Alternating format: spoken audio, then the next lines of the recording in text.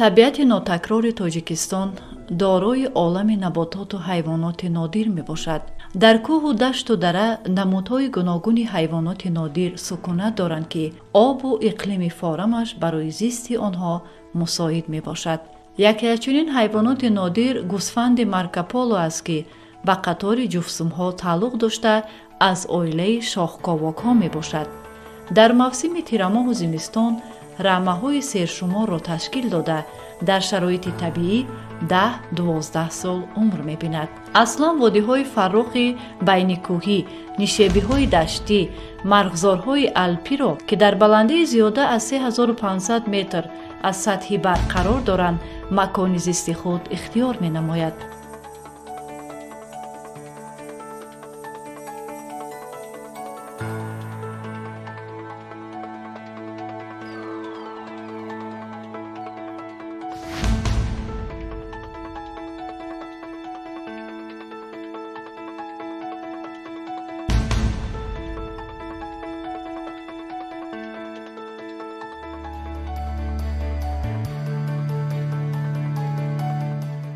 гӯсфанди маркополо яке аз калонтарин зернамуди архарҳо ё ин ки гӯсфандҳои кӯҳӣ ба шумор рафта ба қатори ҷуфтсумон синфи ширхӯрон дохил мешавад.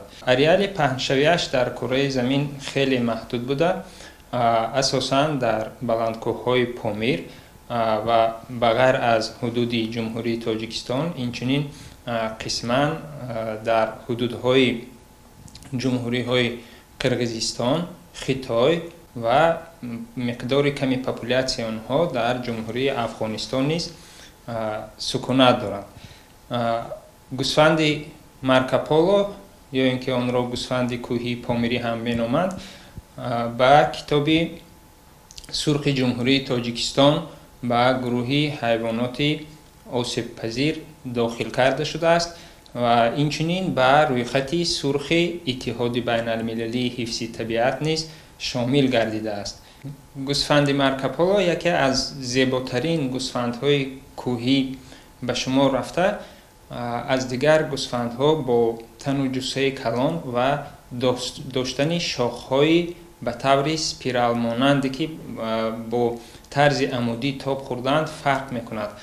ҳам фардҳои нарина ва ҳам фардҳои модинаи гӯсфанди маркополо шох доранд, аммо шохи фардҳои модина он қадар ҳам калон нест, шохҳои хурд дорад ва шохҳои фардҳои нарина бошанд хеле калон буда, тахминан то метавонанд ки то 2 метр дарозӣ дошта бошанд ва дар шохҳои гӯсфанди маркополо ба монанди дигар ҳайвоноти шохдор ҳалқаҳои солона дида мешавад ки тавассути ин ҳалқаҳои солона сину соли ин ҳайвонро метавон муайян кард.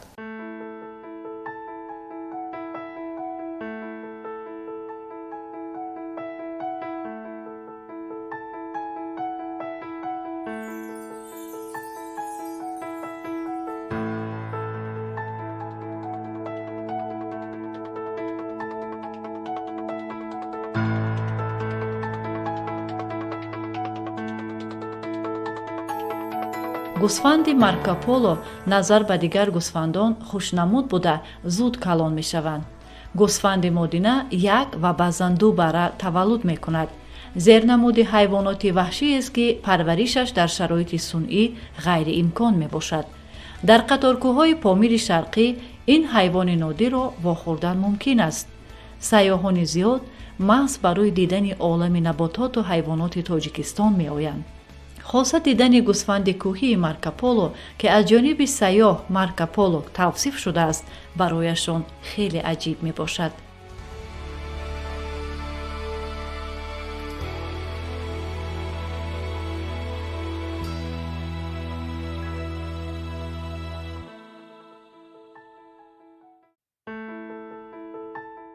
асосан модинаҳо ва наринаҳо баъд аз давраи ҷуфт, баъд аз оне ки пеш аз наслгузории модинаҳо аз ҳамдигар ҷудо мешаванд. танҳо дар саршавии давраи ҷуфт, яъне яке аз моҳҳои ноябр сар карда ин тараф то давраи моҳҳои март апрел اینها سیله‌های گروهی کلان تا 100 فرد در هر گله ها رو تشکیل میکنند و بعد از دوره‌ای که پیش از با افزایش سر کردن مدینه ها نارینه ها جدا میشن و در موضع های دورتر از مدینه ها قرار میگیرند. برای اکثر سومداران کوهی کوچی موسمی خاص است و آنها اکثرا در دوره چیزی که گفتم در دوره افزایش کوچ میبندند به موضع های نسبتا دورتر و میتواند که کوچیش آنها هم به طور عمودی و هم به طور افقی کوچ بندند. از در میان سومداران کوهی یکی از نمودهای هست که نسبتا به شرایط بسیار شدید کوهستان بلندکوه این نمود موافق و مطابق گشته است و بینید که در این شرایطی که حرارت نهایت زمستان سرد می شود این نمود می تواند که درجه تاب‌آوری کند و زندگی کند و افزایش کند.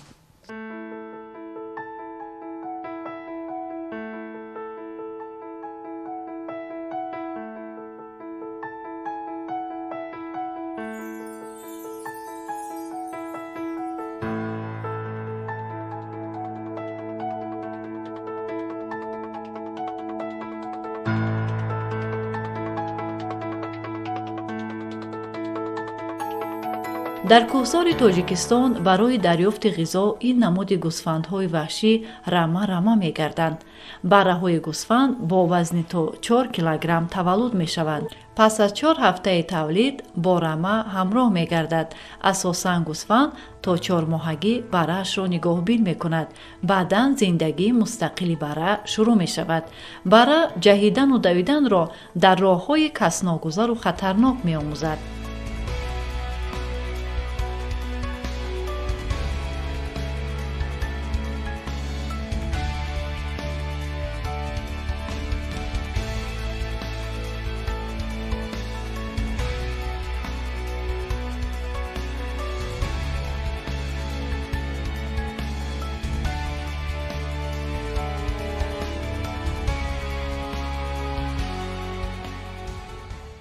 گوسفند مارکوپولو حیوانی میباشد که اریالی اساسی پهنشوی آن در بلندکوه‌های پامیر جمهوری تاجیکستان جایگیر شده. بار اول گوسفند مارکوپولو از جانب سیاح ونیزیایی مارکوپولو توصیف کرده شده است و از همین خاطر نیز نام این گوسفند را نامگذاری کردند به مناسبت همین سیاح که باری اول آن را توصیف نموده است و نام گذاشتند گوسفند مارکوپولو. جای خاص زیست گوسفند مارکوپولو در حدودهای اکثر دولت‌هایی که در آن سکونت می‌کند محافظت کرده می‌شود. برای برقرار شوی و زیادگردانی شماره فردهای مارکوپولو در تمام این دولت‌ها کوشش‌های زیاد به خرج داده می‌شود. از جمله در جمهوری تاجیکستان نیز در حدود زیست گوسفند مارکوپولو تأسیس داده شده است ممنوعگاهی دولتی زارکول که در آن سرشمار گوسفند مارکوپولو حفظ، محافظت و کارهای برقرارکنی پاپولیاسیون آن همه ساله گذرانیده می شود.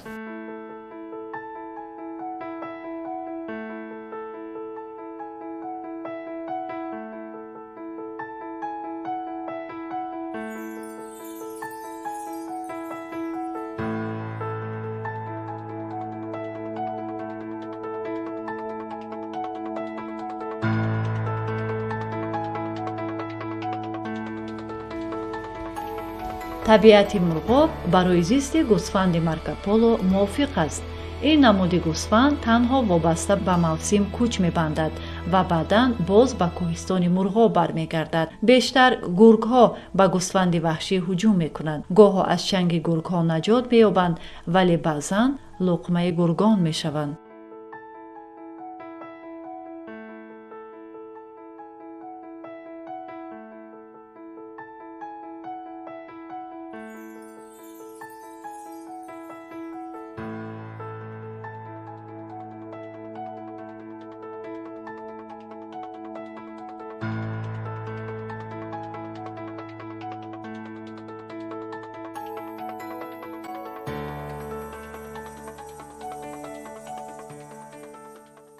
гӯсфанди кӯҳии Марко Поло намуде ҳаст ки дар минтақаҳои баландкӯҳ зист мекунад ва аз ин рӯ дар шароити сунъӣ парвариш кардани он ба роҳ монда нашудааст.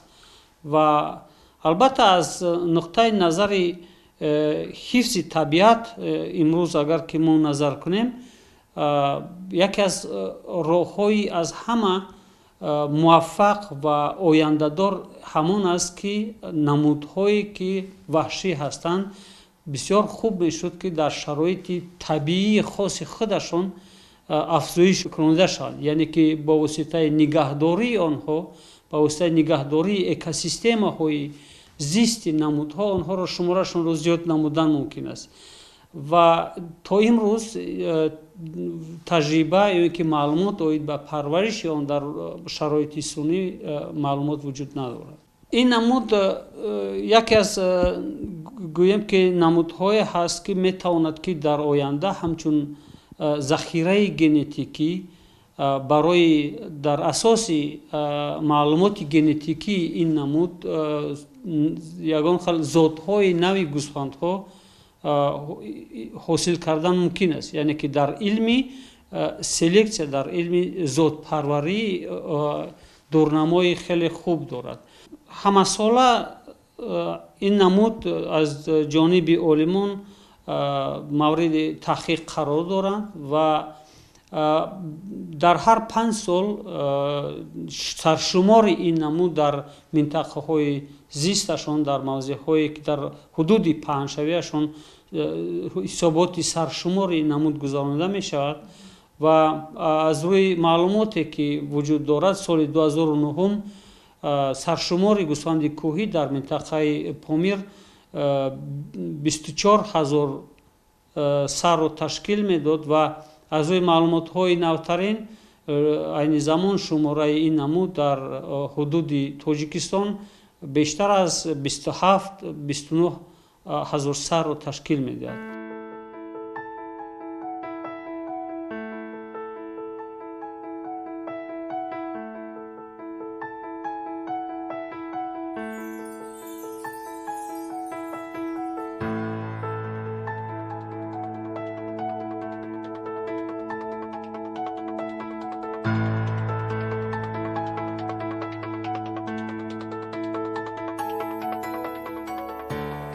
гӯсфанди Марко Поло асосан мавзеъҳои салқину барфпӯшро дӯст медорад ва бештар дар чунин макон зиндагӣ мекунад.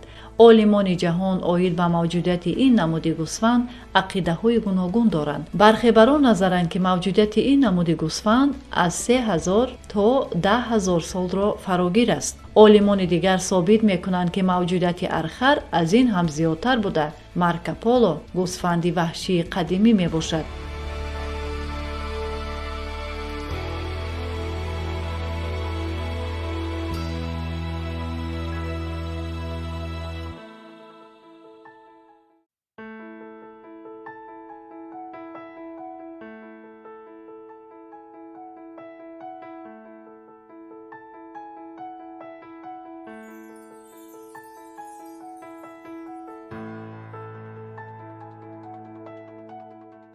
дар бораи хусусиятҳои дигари физиологии он, махсусан мутахассисони институти зоология робитаи биотсинетикии ин намудро дар муқоиса дар робита бо дигар мавҷудоти зинда мавриди таҳқиқ қарор медиҳанд. аз он ҷумла дар солҳои охир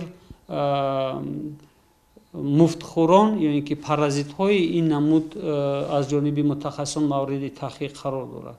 дар ҳайвонҳои сумдорони кӯҳӣ шох на танҳо ҳамчун яроқи гӯем ки муҳофизатӣ иштирок мекунад, ҳамчунин ино байни худ рақобат барои мавқеъ пайдо кардани наринаҳо байни онҳо дар давраи пеш аз ҷуфт шудан онҳо рақобат мекунанд барои соҳибият ба модинаҳо, барои байни наринаҳо гӯем ки набард мешавад ва дар ҳамин набардҳо аксаран мешавад ҳолатҳое ки шохи баъзе фардҳо мешиканад. و اگر که بعضا در طبیعت خیلی حالت‌ها هم میشود که به طور انومالی یعنی که غیر طبیعی بعضا میشود که شاخ انکشاف می‌یابد که این سبب‌های ممکن که گوناگون داشته باشد، ولی هنگام نبردها برای موقع خود را پیدا کردن نرینه‌ها برای صاحب شدن به مادینه‌ها و از خود نشانه ژنتیکی باقی گذاشتن، نسل گذاشتن، اونها بین خود حرب میکنند، یعنی که مبارزه میبرند. در این مبارزه ها میتواند که شاخ بعضی فردهایش شکند.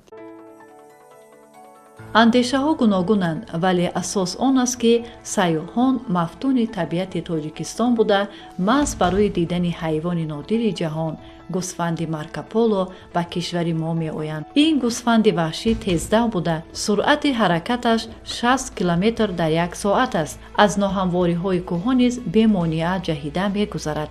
ба воситаи шохҳои аҷибаш аз ҳамлаи даррандагон худро ҳифз мекунад. паҳноии шохҳояш то 38 сантиметр буда то ба 1 метру 90 сантиметр мерасад.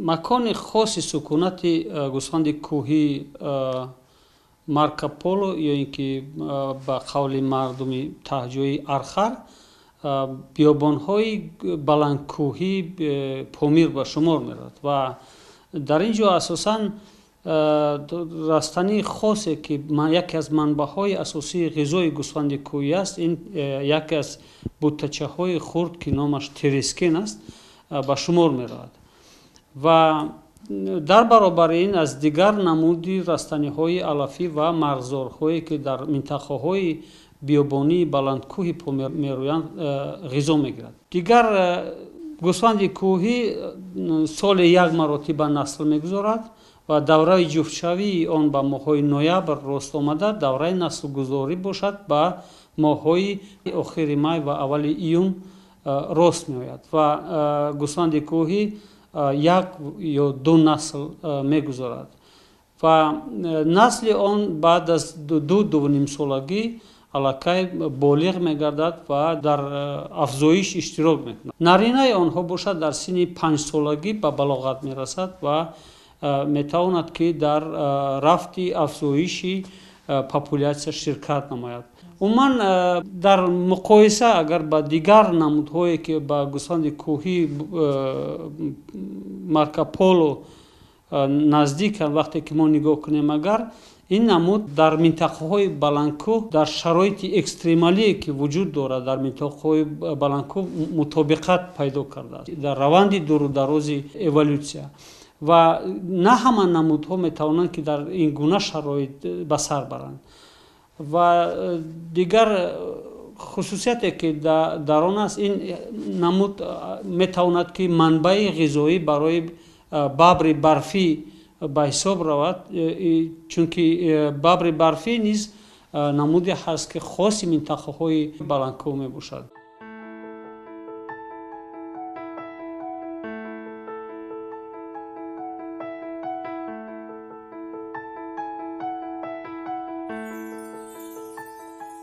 маҳв гардидани намудҳои гуногуни ҳайвоноти нодир боиси аз байн рафтани як ҷузъи генофонди гуногунии биологӣ мешавад. бинобар ин барои аз хатари маҳшавӣ эмин будани ҳайвоноти нодир чораҳои зарурӣ андешида шудааст. пешгирӣ намудани шикори ғайриқонунӣ, ба низом даровардани чаронидани чорво, манъ кардани ҷамъоварии растании терескен аз тадбирҳои муҳими ҳифзи ин ҳайвони нодир аз маҳшавӣ аст ки ҳукумати ҷумҳурии тоҷикистон роҳандозӣ намудааст. маҳз ин тадбирҳои саривақтӣ имкон фароҳам овардааст ки саршумори гӯсфанди кӯҳии маркополо ба маротиб зиёд гардад. вобаста ба босуръат зиёд гардидани таъсири фаъолияти инсон ба муҳити зист ва экосистемаҳои табиӣ дар даҳсолаҳои охир ба мушкилоти аз маҳшавӣ эмин будани намудҳои нодири ҳайвонот аз ҷониби ҳукумати ҷумҳурии тоҷикистон таваҷҷӯҳи хоса дода шудааст.